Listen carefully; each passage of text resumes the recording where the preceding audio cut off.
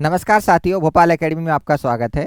बहुत सारे बच्चों का सवाल रहता है कि सेल्फ तैयारी करें या हम कोचिंग ज्वाइन करें, क्या कोचिंग ज्वाइन करना ज़रूरी है, बिना कोचिंग के सिलेक्शन नहीं होगा, है ना। और एक बड़ी समस्या है कि आजकल जो टॉपर हैं वो टॉपर हर बार क्या बोलते हैं कि जो हमारा सिलेक्शन हुआ है हमने किसी कोचिंग से तैयारी नहीं की, हमने सेल्फ तैयारी की है। तो फिर इसमें कन्फ्यूजन पॉइंट आता है कि सर हम क्या सेल्फ तैयारी करें या कोचिंग ज्वाइन करें। तो आज हम इसी मुद्दे पर चर्चा करेंगे, देखेंगे कि सेल्फ तैयारी के क्या फ़ायदे हैं और जो हम कोचिंग ज्वाइन करते हैं उसके क्या फ़ायदे हैं और दोनों के कौन कौन से नेगेटिव एस्पेक्ट हैं। तो सबसे पहले जनरली सभी का सवाल रहता है कि सेल्फ तैयारी करनी चाहिए कि नहीं। तो सबसे पहले हम देखते हैं सेल्फ तैयारी के क्या क्या फ़ायदे हैं। सबसे पहला फ़ायदा देखें हम तो हमें किसी प्रकार की कोई फीस नहीं देनी पड़ती है, मतलब इसमें हमारे क्या है, पैसे की बचत होती है। तो पहला फ़ायदा यही हो गया कि फीस नहीं लगती है।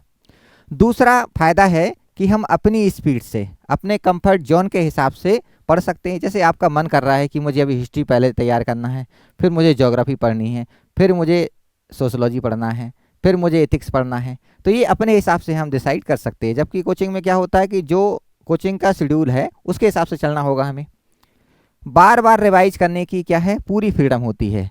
आप अपने हिसाब डिसाइड कर सकते हैं कि हमें कितनी बार रिवीजन करना है, कब रिवीजन करना है, उस शेड्यूल को आप फॉलो आसानी से कर सकते हैं। अब जैसे मान लीजिए आपका कोई सब्जेक्ट है, कोई यूनिट है वो कमज़ोर है, तो जो सबसे हमारा वीक एरिया है उस पर हम ज़्यादा फोकस कर पाएंगे, उसे हम बार बार रिवाइज कर पाएंगे। कोचिंग में क्या होगा कि सब सिस्टम से चलेगा और अगर मान लो आपका कोई टॉपिक छूट गया, कोई वीक है, तो उस पर भी उतना ही जोर दिया जाएगा इतना आपका मजबूत टॉपिक है। यहाँ पर आप उस पर फोकस कर सकते हैं। कॉन्सेप्ट क्लियरिटी ज़्यादा आ सकती है ना। स्ट्रॉन्ग बन सकता है आपका सब्जेक्ट, लेकिन खास बात है कि डिसिप्लिन बस होना चाहिए। डिसिप्लिन नहीं है तो फिर सब गड़बड़ हो जाएगा। तो ये क्या है, कुछ फ़ायदे हैं सेल्फ तैयारी के। अब हर चीज़ के क्या होते हैं, दोनों एस्पेक्ट होते हैं, कुछ फ़ायदे होते हैं तो कुछ चैलेंज होते हैं, कुछ नुकसान होते हैं। अब हम बात करेंगे कि नुकसान क्या क्या है। अगर मान लीजिए हमें सही गाइडेंस नहीं मिला तो ये बड़ा रिस्की हो जाता है सेल्फ तैयारी। सिलेबस और जो सोर्स है कि भाई हमारा फलाना सब्जेक्ट का फलाना टॉपिक, फलानी यूनिट की फलाना टॉपिक कहाँ से तैयार करें।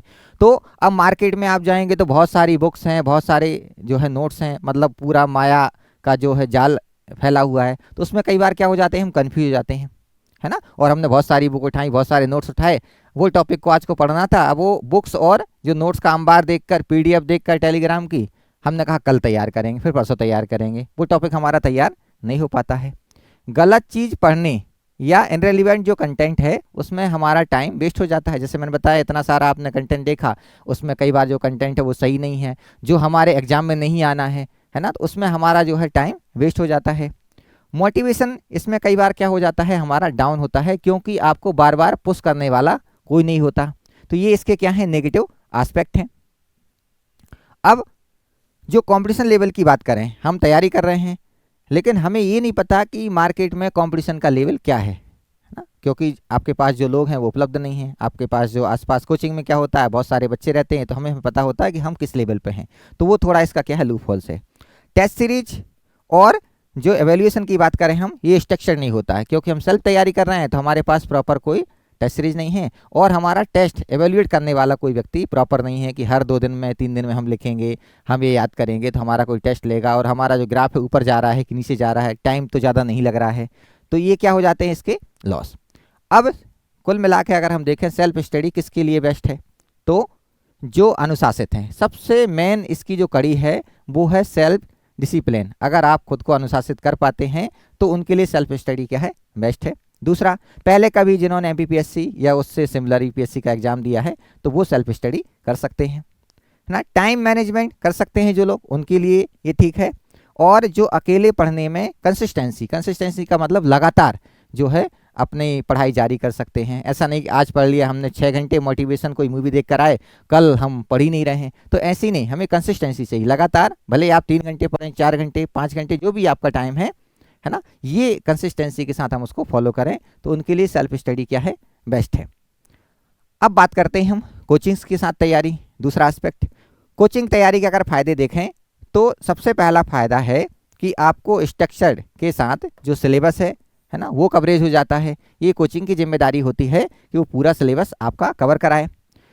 एक्सपर्ट का गाइडेंस मिल जाता है। जैसे आपने सुना होगा, मैं बार बार कहता हूँ, क्या पढ़ना है ये ज़रूरी नहीं, क्या छोड़ना है ये ज़रूरी। तो क्या पढ़ना है क्या नहीं पढ़ना है ये साफ साफ हमें पता होता है। इसके बाद रेगुलर टेस्ट सीरीज, है ना, फिर आप देखें एवेल्यूएशन आपका जो होता रहता है। कंपटीशन का जो एनवायरनमेंट है वो हमें मिलता है, क्योंकि आप साथ में एग्जाम दे रहे हैं, टेस्ट दे रहे हैं, तो नंबर आते हैं। फिर इससे क्या पता चलता है कि हम किस लेवल पर अभी हैं और जो हमारा वीक पॉइंट है उस पर हम काम कर पाते हैं। डिसिप्लिन क्या होता है, अपने आप बन जाता है, क्योंकि सर रोज क्लास में आपसे पूछेंगे, है ना, सर को फेस करना पड़ेगा, क्लास में अपनी इज्जत भी हमें मेंटेन करना है। तो इससे क्या होता है कि हम अपना काम जो है डेडलाइन पर करते हैं।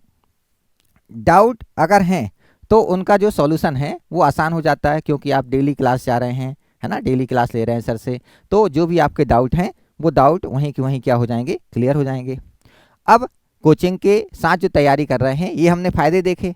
अब इसके साथ साथ इसके भी कुछ दूसरे एस्पेक्ट हैं, नुकसान होते हैं।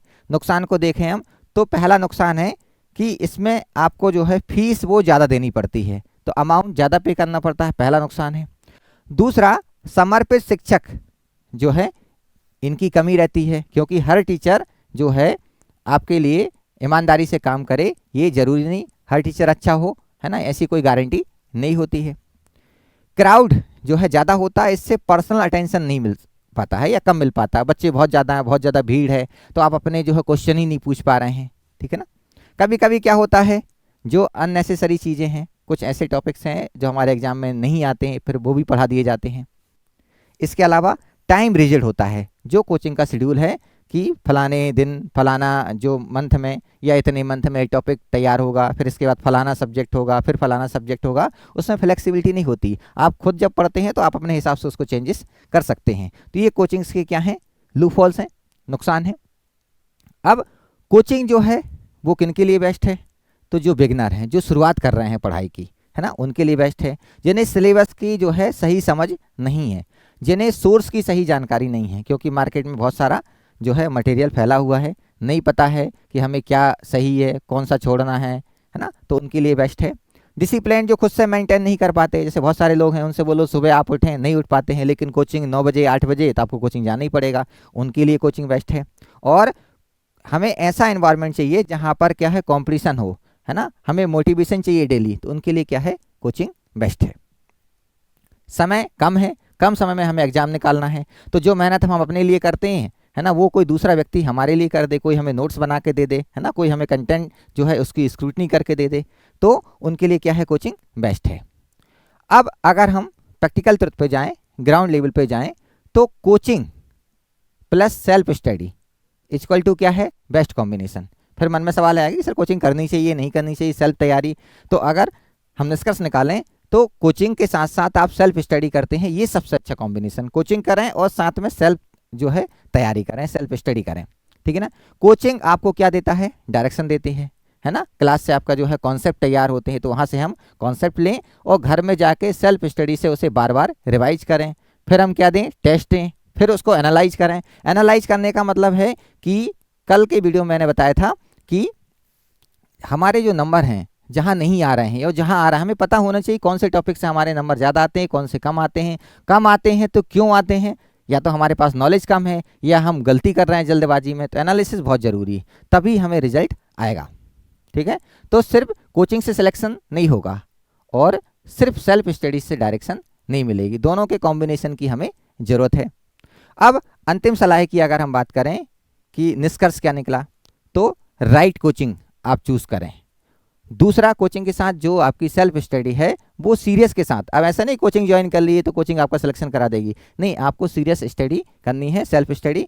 रेगुलर क्या करें आप, टेस्ट दें और उस टेस्ट का एनालिसिस करें, ठीक है ना। एनालिसिस करने का तरीका मैंने आपको बार बार बताया है कि अगर हमारे क्वेश्चन सही हो रहे हैं, हमारे गलत हो रहे हैं, गलत क्यों हो रहे हैं, और गलत होने का कारण हमें पता होना चाहिए। जब हम उस कारण को दूर करेंगे तभी हमें सक्सेस मिलेगी, और एनालिसिस करेंगे तो लास्ट में आपको सक्सेस मिल पाएगी। ये है हमारा अंतिम निष्कर्ष, ठीक है। इसके अलावा अगर आपको कोई और डाउट आता है, जिस टॉपिक पर आपके कोई क्वेश्चन उठते हैं, तो आप कमेंट बॉक्स में मुझसे पूछिए, उस पर मैं आपका वीडियो बनाकर जो भी डाउट है उसको सॉल्व करने का कोशिश करूँगा, ठीक है। आज के लिए बस इतना ही, थैंक यू।